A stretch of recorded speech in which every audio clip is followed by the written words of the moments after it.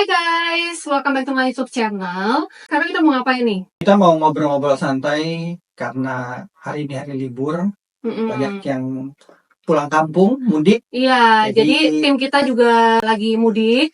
Jadi kita gak bikin konten dulu sementara waktu ya, sampai semuanya aktif lagi. Jadi kita sekarang di rumah aja, bikin-bikin konten, ngoceh-ngoceh, ngalor ngidul, apapun, tapi tetap berhubungan sama profesi kita ya. Untuk yang Idul Fitri, selamat Idul Oh Fitri. iya, buat yang merayakan sampai raya Idul Fitri, mohon maaf lahir dan batin. Kalau misalnya ada salah-salah kata atau misalnya kontennya tidak berkenan lah ya, kita mohon maaf sebesar-besarnya. Oke, sekarang kita mau podcast aja nih, karena memang banyak banget yang mau kita sharing ya ke penonton semua, pengalaman baik dan buruk kita jadi agent properti. Mungkin satu-satu kali ya, karena banyak banget sih sebenarnya. Sebenarnya bukan podcast pertama sih, ini kita udah pernah bikin ya dulu ya. Cuma memang kita nggak lanjutin lagi, mungkin karena kesibukan masing-masing ya kan, karena pengalihan profesi juga. Seperti yang kalau misalnya kalian ikutin Instagram aku tuh sekarang tuh jadi content creator gitu. Tapi si bapak ini tetap jadi agent properti. Jadi kalau misalnya mau beli rumah, langsung hubungin aja nomor yang biasa aku taruh di video loh. Gitu. Ini bapak ini nih nanti dia handle. Oke, jadi sekarang kita mau ngebahas kejadian yang terjadi hari ini. Oh, khusus hari ini. Khusus hari ini. Iya, karena yang kemarin-kemarin nanti aja. Yang masih fresh dulu aja kali ya. Kemarin juga sebenarnya mirip-mirip. Mirip-mirip ada. Banyak sering malah. Cuma karena hari ini benar-benar kejadian lagi, jadi kita pengen aja gitu loh sharing gitu.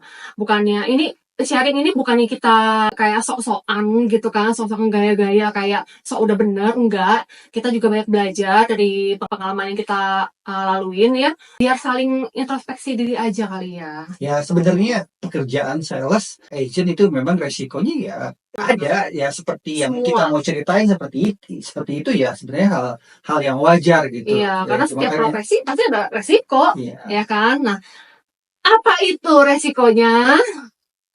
Yang paling sering kita hadapin yaitu adalah klien yang tidak menepati janji. Apa tuh klien PHP?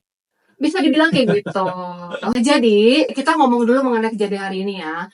Jadi hari ini sebenarnya kita ada janjian dengan klien. Sebenarnya dia yang janjian karena gue memang ikut sekalian untuk bikin konten, jadi gue ikut gitu loh. Biasanya dia yang ketemu klien. Oke, jadi kita janjian jam 2 sama klien. Kita datang itu sekitar jam 1.30. Nunggu sebentar, kita pikir nanti jam 2 itu klien bakal datang, kita udah standby gitu di lokasi. Sudah janjian lewat WhatsApp, sudah janjian lewat telepon, semuanya lancar-lancar aja. Sampai waktunya, nah itu yang biasanya antara hidup dan mati. Kita tadi total nunggu sekitar hampir 2 jam ya. 2 jam lebih ya. Iya, 2 jam lebih. Itu kalau misalnya aku nggak bikin konten, itu lumayan bete sih nunggu 2 jam ya. Dan uniknya, bukan uniknya sih, anehnya kliennya masih bilang agak sorean ya. Itu sore jam berapa? Sore itu kita udah nunggu sampai jam 4. 4 itu sore loh.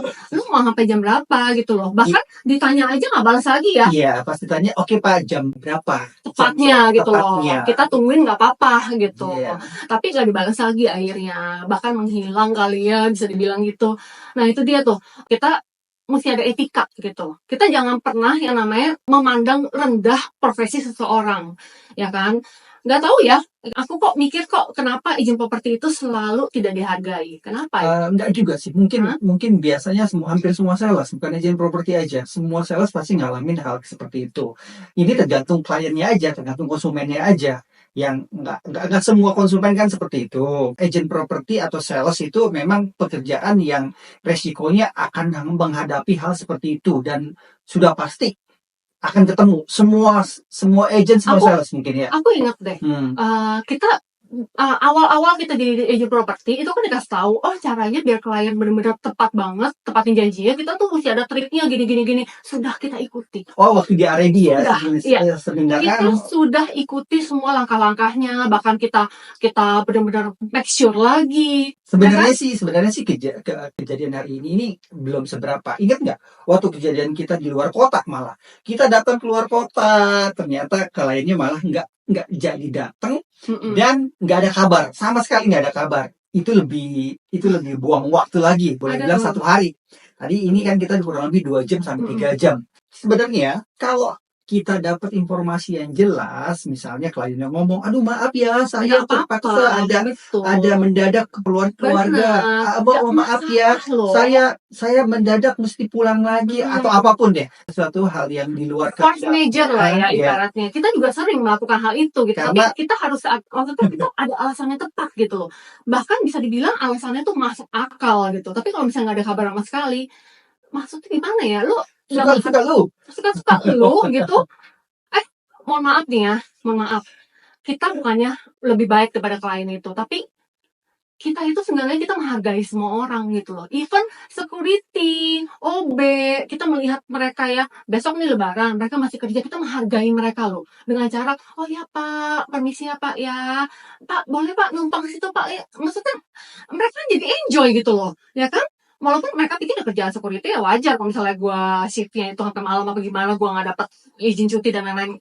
Itu kan resiko dia ya, tapi dia akan senang gitu loh. Kita ada orang yang menghargai mereka gitu loh. Bener Betul. gak sih? Untuk kasus Ya seperti ini, semua orang ngalamin kan agent yang salah. Bener. Sebenarnya nggak ada tipnya apa, nggak ada. Karena Nggak ada, memang. semua kita udah tahu harusnya bagaimana. Cuma Jadi tinggal karakter kadang-kadang, orangnya aja, tinggal karakter. kadang-kadang kalau kita denger ocehan agent ke agent, sesama agent, gila, gue dikerjain nih, gitu agent ngobrol nih, gila gue dikerjain sama klien gue, nggak datang gini segala macam, nggak ada kabar segala macam. Agent yang satunya pasti ngomong dalam hati ya, bego amat tuh sampai itu klien nggak datang.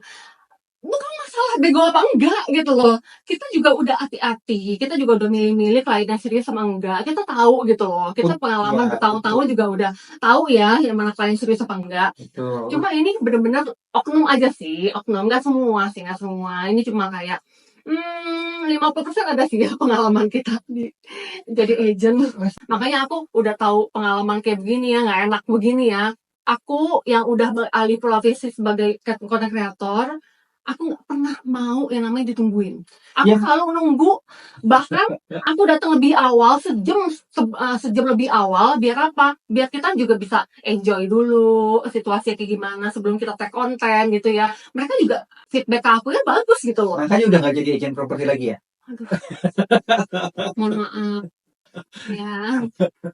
Kenapa? Kecuali memang ada beberapa klien aku yang benar-benar baik banget. Baik banget. Bahkan repeat order ya. Iya, itu benar-benar baik. Dan itu bukan cuma royal juga, bukan cuma baik aja, tapi benar-benar kayak udah anggap saudara. Nah, itu hokinya. Jadi sales, jadi agent properti. Tapi itu 0,0000% itu yang baik. Ya memang begitu. Kadang-kadang kita follow up nih ya, klien misalnya sehari 20, 30. Kadang-kadang 20-30-nya nggak ada sama sekali dapat apa janji ketemu aja nggak ada. Jadi pas ada klien baru yang mau janji temu, ya udah kita ambil resikonya 50 mungkin. Pasti gimana pun juga deh, gitu. Gimana pun juga yang namanya klien mau ketemu sama kita pasti akan mengiyakan. Nggak mungkin kayak maaf Pak, saya nggak bisa apa, saya nggak mau Pak, Bapak udah serius dulu apa enggak sih, pasti kita akan langsung gitu loh. Tapi pernah ketemu nggak? Janjian. Pernah ketemu nggak klien yang datang duluan? Itu kalau dia mendadak. Tapi untung ya klien kita rata-rata memang ada beberapa yang baik gitu yang mau nunggu gitu. Tapi biasanya kita nggak ada tim yang standby. Sebenarnya beberapa pengalaman bahwa hanya 1-2 aja klien seperti itu, maksudnya konsumen seperti itu yang nggak jelas, yang PHP, yang nggak ngerti sebenarnya tujuan dia itu kayak gitu buat apa, nggak ngerti. Dia kayaknya tiap hari rutin nanya, tapi pada saat hari kok nggak datang. Itu follow up udah berhari-hari gitu, bukannya cuma sejam 2 jam. Pada saat hari hanya malah nggak datang dan nggak ada kabar.